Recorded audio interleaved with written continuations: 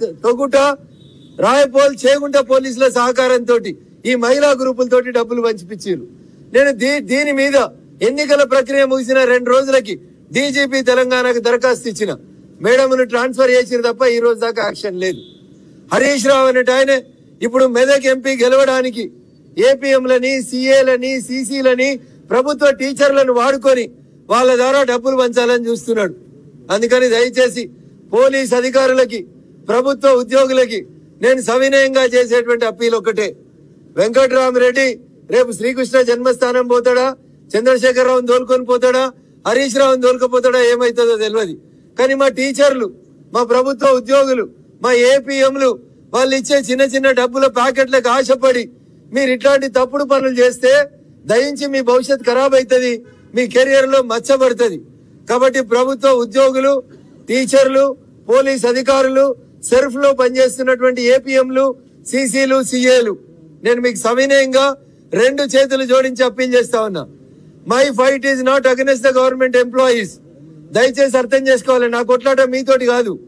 వెంకట్రామరెడ్డి అనే దుర్మార్గుడు కలెక్టర్ పెత్తనాన్ని ఇంకా చూపిస్తా ఉన్నాడు. దయచేసి మీరు ఎవరికి భయపెట్టాల్సిన అవసరం లేదు.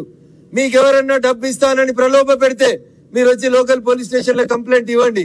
అది హరీష్ రావు అయినా, వెంకట్రామరెడ్డి అయినా, పోలీసు వాళ్ళు కేసు నమోదు చేయకపోతే మీ పక్షాన నిలబడతాను, కొట్లాడతానని చెప్తా ఉన్నాను.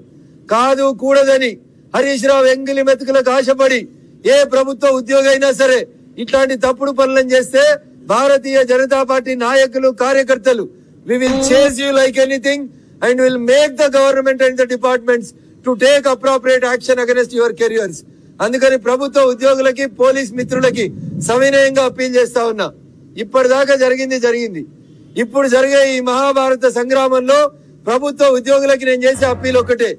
ఏ పొలిటికల్ పార్టీ మీటింగ్ అయినా మీరు పొరపాటున పోతే ఖచ్చితంగా మిమ్మల్ని సస్పెండ్ చేసి శాఖాపరమైనటువంటి చర్యలు తీసుకునేంత వరదాకా రఘునందన్ రావు ఖచ్చితంగా చట్టాన్ని ఉపయోగిస్తాడు.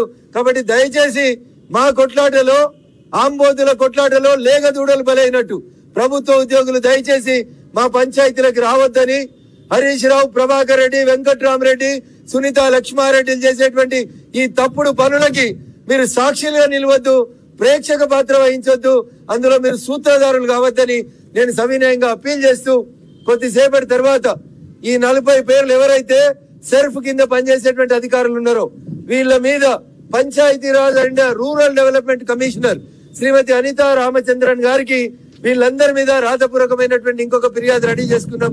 కొద్దిసేపట్లో అది కూడా ఇస్తా ఉన్నాం. అందుకని ఏపీఎంలు, సీసీలు, టీఏలు దయచేసి మెదక్ పార్లమెంట్ నియోజకవర్గంలో పనిచేస్తున్న మీరు గత 2-3 ఎన్నికలలో హరీష్ రావు చెప్పినట్టు పనిచేసిరు. ఇలా బీఆర్ఎస్ అధికారంలో లేదు. కొద్ది రోజులలో హరీష్ రావు గారు కూడా శ్రీకృష్ణ జన్మస్థానానికి రీచ్ అవుతాడు. కాబట్టి ఆయనతో పాటు మీకు పోవాలనే కోరిక ఉంటే దయచేసి ఇట్లాంటి తప్పుడు పనులు చేయండి. ఆ రోజు మిమ్మల్ని హరీష్ రావు కాపాడాడు, చంద్రశేఖరరావు కూడా కాపాడాడు, ప్రభాకర్ రెడ్డి అయితే అసలే అడ్రస్ ఉన్నాడు, వెంకట్రామరెడ్డి అయితే విమానం ఎక్కి పారిపోతాడు.